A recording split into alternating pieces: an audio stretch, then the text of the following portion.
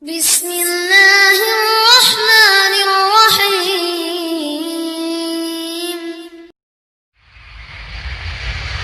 Bismillahirrahmanirrahim. Assalamualaikum warahmatullahi wabarakatuh.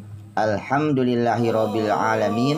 Wassalatu wassalamu ala Rasulillah wa ala alihi wa sahbihi wa mawalah amma ba'd. Ya, bagaimana kabarnya anak-anakku yang dirahmati Allah Subhanahu wa taala? Mudah-mudahan kalian dan keluarga senantiasa berada dalam lindungan Allah Subhanahu wa taala. Amin ya robbal alamin. Ya, berjumpa kembali di pembelajaran tematik kelas 4, yaitu masih di tema 4D. Ya, kita akan mempelajari subtema 1, jenis-jenis pekerjaan, yaitu di pembelajaran 3 dan 4. Ya, namun sebelum kita masuk ke pembelajaran yang lebih jauh, ya alangkah baiknya mari kita sama-sama berdoa agar pembelajaran kita mendapatkan ilmu yang bermanfaat. Ya, kita mari berdoa. Robbi zidni ilman nafi'an warzuqni fahman wasi'an. Ya Allah, tambahkanlah ilmu yang bermanfaat untukku dan luaskanlah pemahamanku. Amin ya robbal alamin.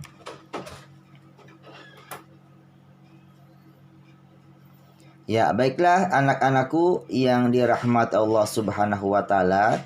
Kira-kira di pertemuan atau di pembelajaran 3 dan 4 ini kita akan membahas apa ya? Ya, kita akan membahas yang pertama adalah ada di mata pelajaran Bahasa Indonesia, yaitu temanya membandingkan sifat-sifat tokoh dalam cerita. Kemudian di mata pelajaran IPA menyebutkan kegiatan pelestarian sumber daya alam. Kemudian masih di pelajaran Bahasa Indonesia, yaitu memberi pendapat tentang sifat tokoh dalam cerita. Dan yang terakhir di mata pelajaran PPKN, yaitu menghubungkan sikap tokoh dalam cerita dengan makna sila Pancasila. Ya, baiklah, untuk mengefektifkan waktu, mari kita sama-sama simak dan saksikan video pembelajaran berikut ini. Ya, di sini ada tema itu ayo mencari informasi. Ya, anak-anakku yang dirahmati Allah Subhanahu wa taala, warisan budaya Indonesia yang dikenal di dunia tidak hanya batik. Di bidang olahraga, ya, seperti pencak silat juga merupakan warisan budaya mendunia. Ya, tahukah kalian siapa pesilat Indonesia? Ada yang sudah tahu? Ya, betul sekali ya. Di sini ada suatu bacaan, yaitu yang menceritakan tentang suatu tokoh, ya, pesilat Indonesia. Kita akan membandingkan sifat-sifat tokoh dalam cerita, yaitu namanya Iko Uwais, ya, merupakan salah satu pesilat Indonesia yang sukses. Ya, namun ya Ustaz di sini tidak akan membacakan tentang Iko Uwais tersebut. Ya, kalian baca sendiri, ada di buku temanya masing-masing. Ya, silakan kalian baca teks tersebut dengan seksama.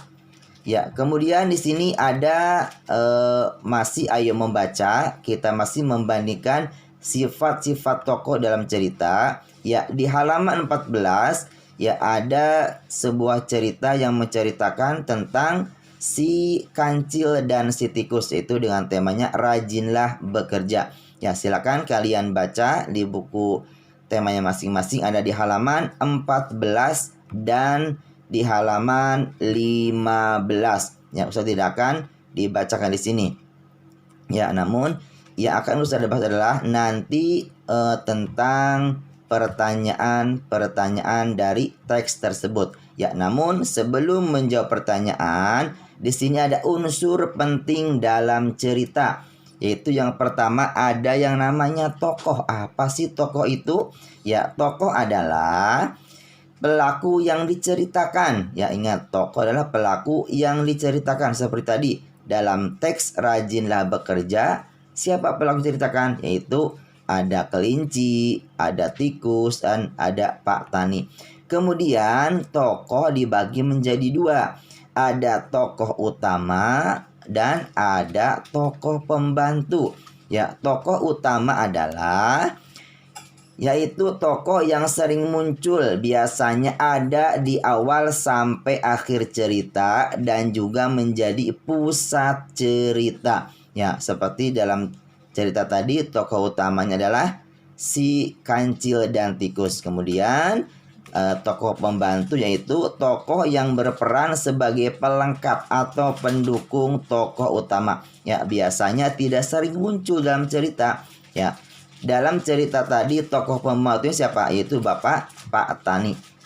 Nah, kemudian yang selanjutnya setelah kita tahu mengetahui unsur-unsur dalam cerita, nah sekarang kita bisa menanggapi perilaku tokoh. Namun untuk dapat memberikan pendapat terhadap perilaku tokoh, kita dapat melakukan langkah-langkah sebagai berikut. Yang pertama adalah membaca dengan seksama jalannya teks. Ya, jadi kita harus membaca terlebih dahulu ya dengan seksama jalannya teks. Kemudian yang kedua, harus memperhatikan setiap perkataan dan perbuatan tokoh dalam cerita.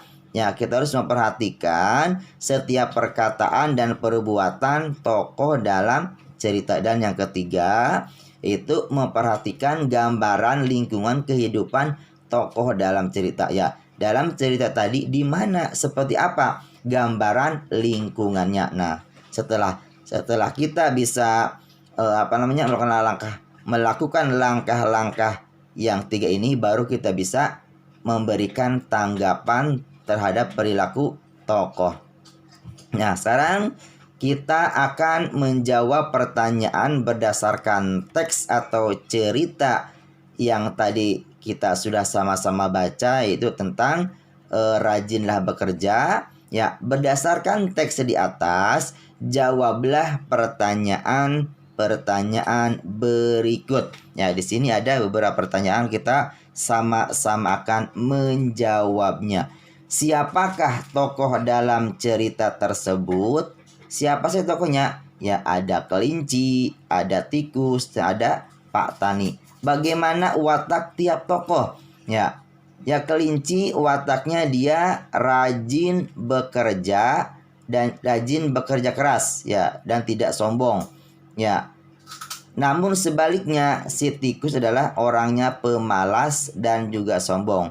Ya, kemudian Pak Tani orangnya pemaaf.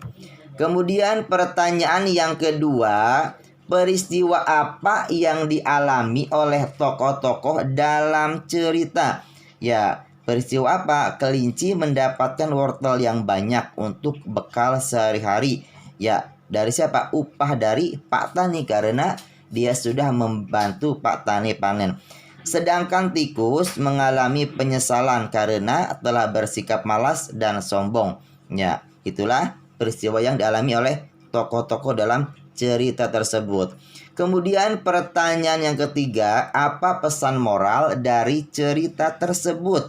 Ya, pesan moralnya adalah dalam menjalani kehidupan kita harus bekerja keras dan tidak boleh malas. Ya, kemudian pesan adalah apapun pekerjaan kita harus kerja dengan ikhlas dan penuh tanggung jawab. Kemudian pertanyaan yang keempat, apa pendapatmu tentang sikap tikus? Ya, tikus sikapnya adalah kurang baik karena memiliki sifat pemalas dan sombong. Ya, kemudian pertanyaan yang terakhir yang kelima, sikap apa saja yang patut dicontoh dari cerita tersebut? Ya, sikap yang patut dicontoh adalah yang pertama ada rajin bekerja, bekerja keras, jujur, dan tidak boleh sombong. Nah, itulah. Satu lagi itu sikapnya Pak Tani. Ya, dia sikapnya adalah seorang yang pemaaf, tidak pendendam. Nah, itulah beberapa jawaban dari pertanyaan berdasarkan teks di atas. Kemudian yang selanjutnya ya, kita akan menyebutkan kegiatan pelestarian sumber daya alam. Nah, sekarang bisa katanya ya, masih ingatkah kalian tentang sumber daya alam? Iya, betul sekali. Sumber daya alam adalah yaitu segala sesuatu yang ada di alam yang dapat digunakan untuk memenuhi kebutuhan manusia. Ya, di sini ada beberapa sumber daya alam dan contoh kegiatan pelestariannya. Yang pertama ada sumber daya alam sungai. Contoh pelestariannya adalah tidak membuang sampah ke sungai. Yang kedua, tidak membuang limbah pabrik ke sungai. Yang ketiga, menanami pohon di sekitar sungai. Kemudian sumber daya alam tanah. Contoh kegiatan pelestariannya mengurangi penggunaan pupuk kimia, memberi pupuk alami seperti kompos, dan yang ketiga, melestarikan cacing sebagai upaya penyuburan tanah. Kemudian sumber daya alam dari tumbuhan, yaitu contoh kegiatan pelestariannya yang pertama, tidak menebang pohon sembarangan, yang kedua, mendirikan cagar alam, dan yang ketiga, melakukan pengawasan ketat terhadap hutan di Indonesia. Kemudian yang keempat, ada sumber daya alam berupa udara. Ya, bagaimana contoh kegiatan pelestariannya? Yaitu dengan mengurangi penggunaan kendaraan bermotor untuk mencegah polusi udara. Yang kedua, membangun cerobong asap yang cukup tinggi. Dan yang ketiga, menanam pohon di berbagai tempat. Nah, itulah beberapa kegiatan pelestarian sumber daya alam. Ya. Kemudian yang selanjutnya, ya, di sini kita akan masuk ke pembelajaran yang keempat, yaitu ayo berdiskusi. Ya, di sini kita akan masuk pengetahuan apa saja yang harus dimiliki oleh seseorang yang bekerja. Kemudian apa yang akan terjadi jika mereka tidak memiliki nilai-nilai itu. Ya, ini jadi ada jawabannya. Saat seseorang bekerja, mereka harus mempunyai nilai-nilai yang baik seperti jujur, bertanggung jawab, dan bekerja keras. Ya, apa yang dimaksud dengan jujur dan apa contohnya? Mari kita akan kupas satu per satu. Ya, baiklah anak-anakku yang dirahmati Allah Subhanahu wa taala. Ya, kita akan melihat di sini ada dua buah gambar. Ya, yang pertama adalah gambar Pak Tani atau petani sayur sedang membersihkan atau merapikan sayurannya, yaitu dari hama ataupun dari rumput-rumput yang bisa mengganggu kesuburan tanah di sekitar sayurannya. Kemudian di gambar yang kedua ada seorang pedagang sayur yang sedang menunggu dagangannya. Nah, di sini ada dua pertanyaan. Pekerjaan apa yang terlihat pada gambar di atas? Ya, pekerjaannya adalah bahwa yang pertama adalah seorang petani sayur, sedang pada gambar yang kedua adalah seorang pedagang sayur. Apakah ada keterkaitan antara kedua jenis pekerjaan? Ya, tentu ada. Ya, keterkaitannya adalah apabila Pak Tani menghasilkan panen sayurnya yang baik, maka pedagang akan mendapatkan sayuran yang baik pula. Ya, tapi sebaliknya apabila Pak Tani gagal panen, maka pedagang tidak bisa menjual sayurannya ke konsumen. Itu timbal baliknya atau hubungannya. Kemudian yang selanjutnya, ya, di sini kita akan membahas yaitu tentang bacalah teks yang berjudul Pemulung yang Jujur. Ya, di sini coba kalian baca kembali teks tentang pemulung yang jujur yang ada pada bukumu. Ya, silakan seperti biasa kalian baca teksnya di buku masing-masing. Ya, Ustaz tidak akan membacakan di sini untuk mengefektifkan waktu. Ya, namun di sini Ustaz akan membahas yaitu pertanyaan atau akan menjawab pertanyaan berdasarkan teks ya. Berdasarkan cerita di atas, jawablah pertanyaan-pertanyaan berikut. Nah, pertanyaannya, bagaimana watak tokoh Pak Yana dalam cerita itu? Yaitu watak Pak Yana adalah orang yang selalu bersyukur, jujur, dan ikhlas. Kemudian pertanyaan kedua, bagaimana watak tokoh ibu muda dalam cerita itu? Ya, ibu muda itu adalah wataknya dia seorang yang pandai berterima kasih. Ya, pandai berterima kasih. Kemudian yang ketiga, apakah yang dilakukan Pak Yana sudah tepat? Ya, sudah tepat sekali. Ya, karena mengapa? Karena dia tidak mengambil hak orang yang mengambil hak bukan haknya. Ya, jadi dia mengembalikan tas yang jatuh itu. Kemudian pertanyaan keempat, apa pesan moral yang dapat kamu ambil dari cerita tersebut? Bahwasanya pesan moralnya adalah kita harus selalu jujur, selalu menolong orang lain, ya itu dengan ikhlas dan tanpa pamrih.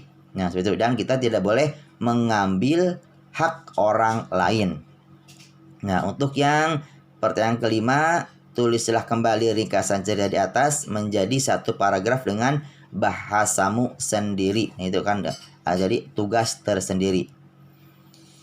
Ya, baiklah anak-anakku yang dirahmati Allah Subhanahu wa taala. Nah, apalagi kita sebagai umat muslim ya, tentang kejujuran itu ada salah satu hadis dari Rasulullah Shallallahu Alaihi Wasallam. Di sini Rasulullah SAW bersabda, ya silahkan kalian baca hadisnya, kemudian baca terjemahnya. Intinya adalah bahwasanya kejujuran itu akan membawa dampak kebaikan. Ya, bahwasanya kejujuran itu akan membawa dampak kebaikan.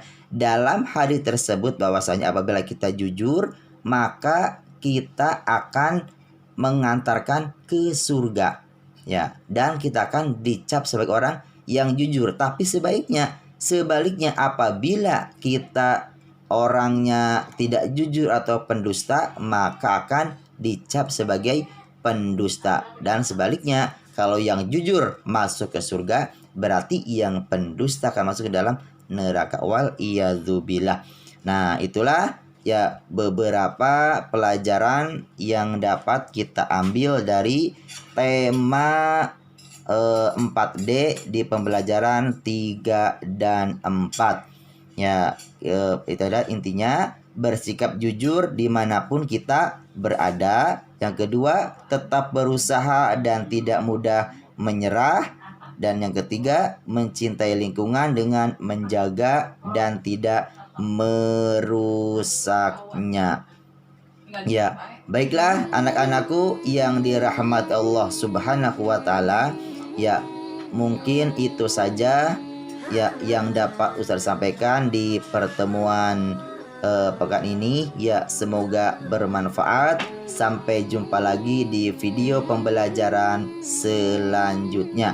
Ya, sebelumnya Ustaz mohon maaf barangkali ada kekurangan, barangkali ada kehilafan ataupun ada kata-kata yang kurang berkenan. Ya, mudah-mudahan kalian bisa memahaminya. Ya, kita sama-sama tutup dengan doa kafaratul majlis.